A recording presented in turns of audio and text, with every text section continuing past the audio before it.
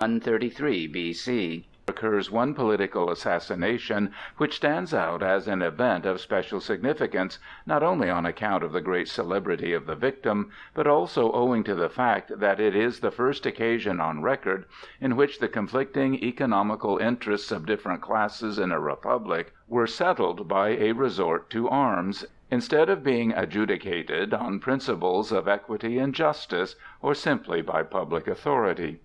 This great historical event was the murder of Tiberius Gracchus, which was soon followed by the forced suicide of his brother, Gaius Gracchus, the immediate result of their attempt to enforce an agrarian law passed as an act of justice to the poorer classes of Roman citizens. The law was violently opposed by the rich, who organized an armed revolution against its originators and were powerful enough to do away with them. There is in the whole conflict about that agrarian law, the so-called Semperonian Law, a modern feature which makes it especially interesting to Americans at a time when party issues turn largely on economical questions, and when the antagonism between capital and labor, or the rich and the poor, threatens to enter the acute stage. It will be noticed that at that early age, more than 2,000 years ago, capital already had a power and commanded a political influence against which right and justice, allied to poverty, battled in vain.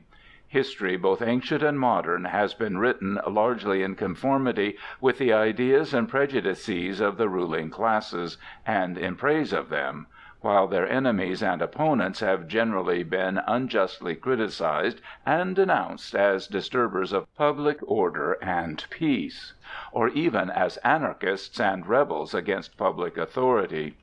The two illustrious brothers, the Gracchi, have shared this unjust treatment of historians, and in the estimation of many pass today as dangerous and seditious characters, whose death alone could have saved Rome from greater calamities. An impartial investigation of their case will, in our opinion, furnish sufficient proof to reverse this historical judgment. The two Gracchi were the sons of Sempronius Gracchus, the famous Roman tribune, who won distinction by his great independence and ability in the administration of his office, and of the equally famous Cornelia, daughter of Cornelius Scipio Africanus, the renowned vanquisher of Hannibal. The brothers, so closely united and so much alike in political sentiments, designs, and efforts, were of different character, temperament, and appearance. Tiberius, who was 9 years older than his brother, was gentle and mild in conduct, and his countenance, his eyes, and his gestures were of peculiar and winning gentleness. His brother Gaius was animated, vehement, and high-tempered. His eloquence was distinguished by the same characteristics, while that of Tiberius was tactful, persuasive, and conciliatory. Tiberius would have made an ideal preacher. Gaius seems to be predestined for the part of a popular advocate and orator. Tiberius had seen military service and won distinction, both by his bravery and prudence, in Spain as aide to his brother-in-law, Scipio Aemilianus, who was the commander-in-chief. It was, therefore, not his illustrious birth alone, but individual merit also, which caused him to be elected tribune of the people in the year 133 B.C. As such, he introduced a bill for the reapportionment of the public lands and their distribution among the poorer citizens of Rome. Various explanations have been given for this action of Tiberius Gracchus. It has been said that he was instigated by others to introduce a measure which could not fail to arouse against him the strongest hostility of the rich proprietors of some of these lands. But from a statement in writing left by his brother Gaius, it appears that the idea of the bill originated with Tiberius himself, and that its introduction sprang much more from a noble and generous impulse than from political ambition. Even today the traveler who traverses the silent and depopulated desert of the Roman Campagna, which is owned by a limited number of large proprietors and is left in an almost uncultivated state, is struck forcibly with the thought that the unwise and unjust distribution of the land has had much to do with the desolate and unproductive aspect of this district, which under judicious and scientific cultivation might yield rich harvests and contribute materially to the welfare of the inhabitants of Tuscany. The same thought struck Tiberius Gracchus as, on his departure for Spain, he traveled through Tuscany and found it almost a desert, or at best only rudely cultivated in some parts by barbarian and imported slaves. It was at that time that he first conceived the idea of bringing about a change, an idea which continued to haunt his mind until he was in a position to realize it. And in doing so, he found a precedent for legislative action. There already existed a law at Rome, the so-called Licenian Law, which limited the number of acres to be possessed by any one citizen to 500. But this Licenian Law had been a dead letter for many years, and there were many rich citizens in Rome who counted the number of their acres by the 1,000 or even 10,000. It was this violation of the Licenian Law, and the open injustice done to the poor by this violation, which Tiberius Gracchus wanted to correct. He therefore introduced a new agrarian law, which aimed to revive the Licenian Law, but at the same time greatly modified and attenuated its provisions. The change in the law which Tiberius Gracchus proposed was in one respect an act of injustice, because it put a premium on the violation of the law as it had existed, instead of punishing that violation by imposing an adequate fine. Under the new law, a citizen might hold 500 acres of the public lands in his own name, and in addition 250 acres for each son still under the paternal roof and authority. Moreover, the new law provided that whenever a citizen should be compelled to give up land which he held in excess of the share which the law allowed him, he should be reimbursed for this loss, at the appraised value from the public treasury. Tiberius Gracchus also favored the immediate distribution of the confiscated lands among the poor as their absolute property, and proposed that whenever a Roman colony was founded on conquered territory, a similar distribution of the newly acquired land should be made. The new law was enthusiastically applauded by the Roman people, even before it had been legally adopted, but the Senate most violently opposed it, because many senators would have been deprived by its passage of most valuable lands. In order to defeat it, they prevailed upon one of the 10 tribunes to object to the third reading of the law. The unanimous support of the tribunes was necessary for its passage. When the day for the public vote on the law had come, an immense multitude of people was assembled at the forum. The 10 tribunes entered and took their seats on the platform. Tiberius Gracchus arose and ordered the clerk to read his law, but was immediately interrupted by Octavius, who ordered him to stop. The interruption caused an immense sensation and commotion among the spectators. Tiberius, after having vainly tried to persuade Octavius to withdraw his objection, adjourned the meeting to a later day. During this interval he used all his power of persuasion to overcome the resistance of Octavius, but in vain. It was then that Tiberius Gracchus, in his intense desire to pass a public measure which he considered highly beneficial to the people and almost indispensable to the public welfare, resolved to resort to an expedient which was really unconstitutional, and which is the only public act of his that gives the least foundation to the charge of sedition so generally preferred against him. He came to the conclusion that the only way to overcome the veto of Octavius was to depose him from his office by a popular vote. This was a clear violation of the Constitution, and he carried out his intention in spite of the loud protests of the Senate. The scene on the forum in which Octavius was deposed must have been very pathetic and impressive, and while it signified an immediate victory for Tiberius Gracchus, it nevertheless incensed a great many Roman citizens and turned them against him. It is safe to say that this scene sealed his doom and furnished the principal reason for his assassination. Plutarch, a reliable and impartial authority, described the scene as follows: "When the people were met together again, Tiberius placed himself in the rostra, and endeavored a second time to persuade Octavius. But all being to no purpose, he referred the whole matter to the people, calling on them to vote at once whether Octavius should be deposed or not. And when 17 of the 35 tribes had already voted against him, and there wanted only the vote of one tribe more for his final deprivation, Tiberius put a short stop to the proceedings, and once more renewed his importunities. He embraced and kissed him before all the assembly, begging with all the earnestness imaginable that he would neither suffer himself to incur the dishonor, nor him to be reputed the author and promoter of so odious a measure. Octavius did seem a little softened and moved with these entreaties. His eyes filled with tears, and he continued silent for a considerable time. But presently, looking toward the rich men and proprietors of estates, who stood gathered in a body together, partly for shame and partly for fear of disgracing himself with them, he boldly bade Tiberius use any severity he pleased. The law for his deposition being thus voted, Tiberius ordered one of his servants, whom he had made a free man, to remove Octavius from the rostra, employing his own domestic freed servants instead of the public officers. And it made the action seem all the sadder that Octavius was dragged out in such an ignominious manner. The people immediately assaulted him, while the rich men ran to his assistance.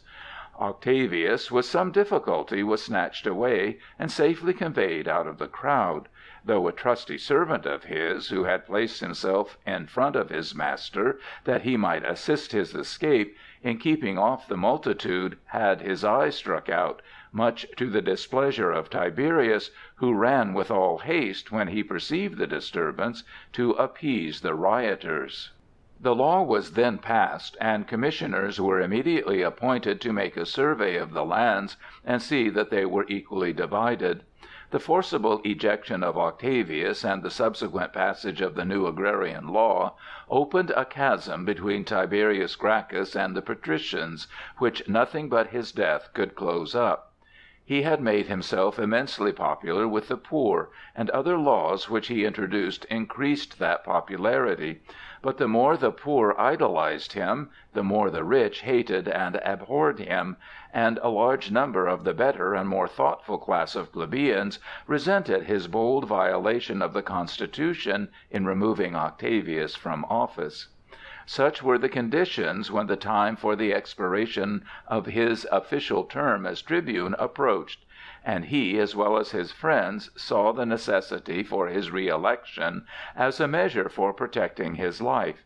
He therefore appeared as a candidate for re-election, and when on the first day of the election no choice had resulted from the vote, the next day was appointed for the final decision. Tiberius knew that not only his political career, but his very life, depended on the result, and he therefore left no stone unturned to rally his friends to the rescue. But unfortunately, it being harvest time, many of his adherents were absent from the city, and could not be reached in time for the struggle. On the day following, the Senate convened at an early hour, while the people assembled at the Capitol to proceed with the vote. However, great confusion prevailed, and a large number of outsiders tried to force their way in and establish themselves among the voters. And even the appearance of Tiberius Gracchus, although he was received with loud acclamations, failed to restore order in the assemblage. Moreover, he showed by the depression in his countenance and conduct that he had lost confidence in the success of his cause. Several evil omens which he had encountered on his way to the Capitol disturbed his mind. At daybreak a soothsayer, who prognosticated good or bad success by the pecking of fowls, informed him that all his efforts to induce the fowls to eat had failed. Tiberius then remembered that, a short time before, 2 serpents had been found in his helmet. On stepping out of the house he stumbled on the threshold and hurt his great toe so badly that it bled profusely. As he walked through the streets he saw on his left hand 2 ravens fighting on the roof of a house, and suddenly a stone, detached from the roof, fell at his feet. The friends of Gracchus, who surrounded him, all stopped, and he himself hesitated as to whether he should proceed or return to his house. However, a philosopher from Cuma, one of his intimates, who was credited with inspiring Gracchus with his democratic ideas, and who was free from the superstition of the Romans, persuaded him to continue on his way to the capital. There the voting of the tribes was proceeding with great noise and confusion.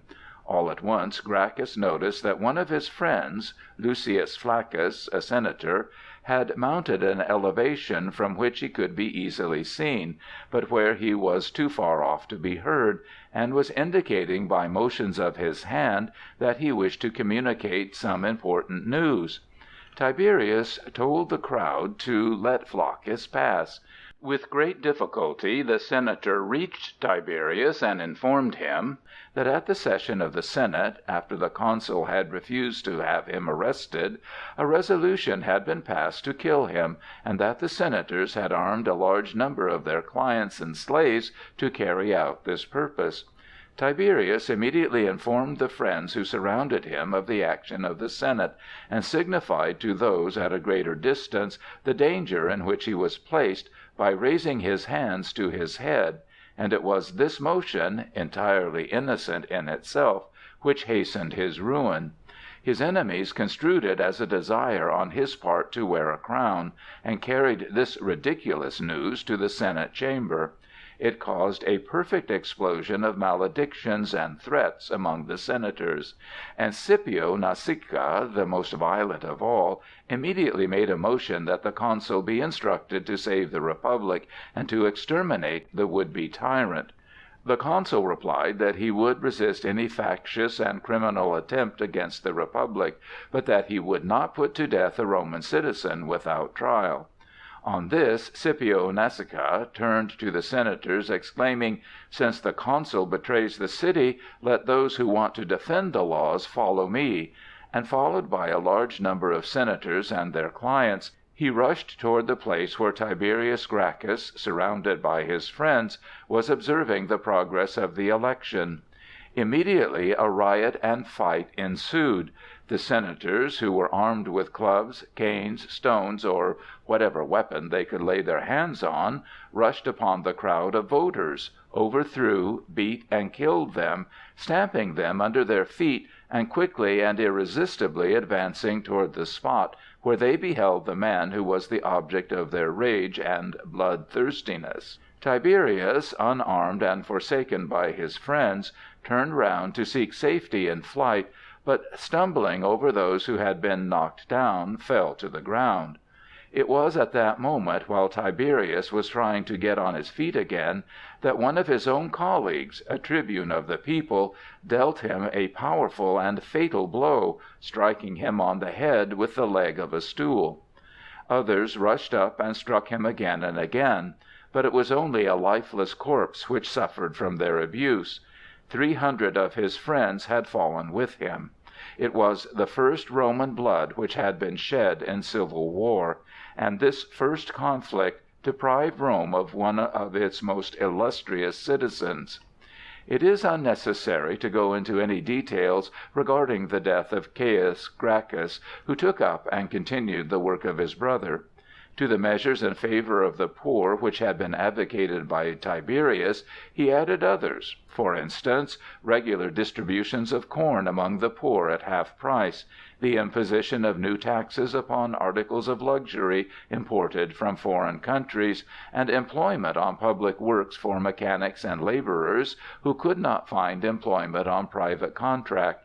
It will be seen that these measures, as well as some other projects of minor importance, which Gaius Gracchus advocated and caused to be enacted as laws, form part of the platform of modern labor parties, and that the Gracchi can fitly be designated as the founders of these parties.